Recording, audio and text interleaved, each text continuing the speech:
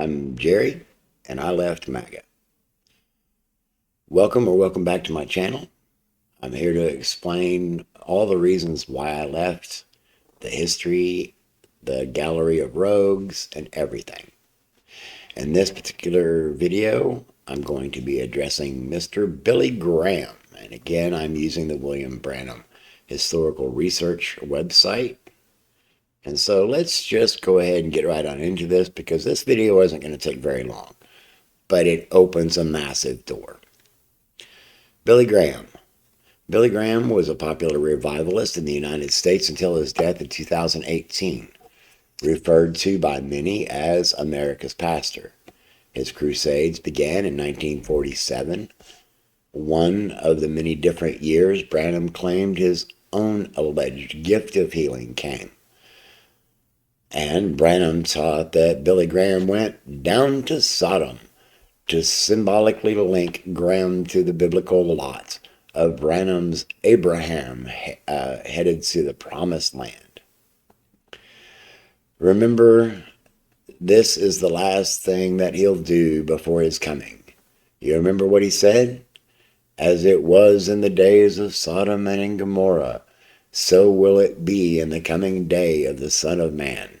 It was the message, or what was the message? 234.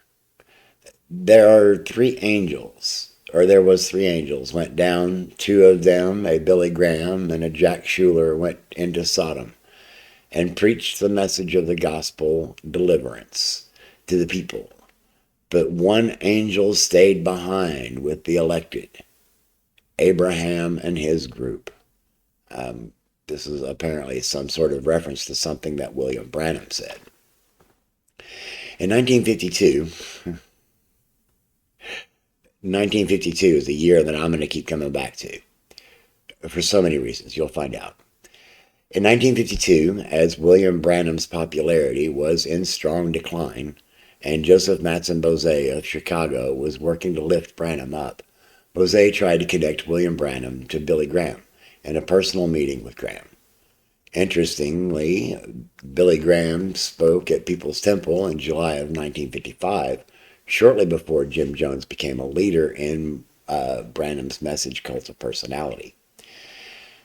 After Jones and hundreds of other ministers parted ways with Branham, over Branham's promotion of the Christian identity doctrine, he branded serpent seed, and I'll explain all this later. But that's some curse of Ham stuff. Christian identity doctrine is related to the Klan. So anyway, and then Branham praised Graham for Graham's sermon about wise man's filter against Viceroy cigarettes advertisement.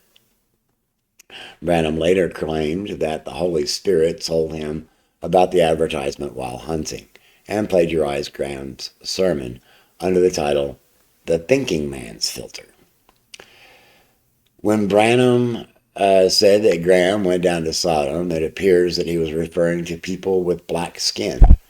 Graham was recognized for breaking down racial barriers and removing segregation ropes in his 1952 Jackson, Mississippi Crusades. Branham supported racial segregation and denounced civil rights leaders such as Martin Luther King Jr. and their work to remove racial barriers. This is going to be a reoccurring theme, and you may recognize that sort of behavior in the politics of the United States in 2025 and now going into 2026. By the way, Happy New Year. It's January 6th, 2026 when I'm recording this. Anyway, another statement from Branham. I am a segregationist because I don't care much or how much they argue. You cannot be a Christian and be an integrationist. That's exactly right. God even separates his nations. He separated his people. Come out from among them. He is a segregationist. Don't even touch not their unclean things. He pulled Israel, that Jewish race, out of all the races in the world. He is a segregationist. So I I want to go back and reference this whole you cannot be a Christian and be an integrationist. Greg Locke, this MAGA preacher out of Nashville, is quoted as having said, "You cannot be a Democrat, or you can't be a Christian and vote Democrat." So it's the same sort of messaging carrying on forward. But back to the article. Billy Graham's racial equality persona appears to have been disingenuous, however. He was converted to the Christian faith under the ministry of Christian identity leader Mordecai Ham, a fundamentalist minister from Kentucky who was openly anti-Semitic. In the 1970s, Graham sided with President Richard Nixon's anti-Semitism when he said the Jewish people, quote, swarm around me and are friendly to me, end quote, but, quote, they don't know how I really feel about what they're doing to this country, end quote. And you can find that quote on YouTube. It's out there. Anyway, when news of Graham's racist statements reemerged in 2002, Graham pretended not to remember spreading hate speech. Later, Graham finally admitted to doing so in a written apology. James Warren, who first broke the story in 2002, insinuated that the apology was somewhat forced. Graham continued to maintain that he did not recall the conversations with Nixon. And then this closing little quote from James Warren, and then I'll get into something else I'm going to point out. When I broke the story in 2002, Graham said through a spokesman that he could not respond regarding the transcript because he didn't remember it. He would later issue a written apology and meet with Jewish leaders, but he forever maintained that he could not recall the conversation. Quote, what Graham said that day was inexcusable.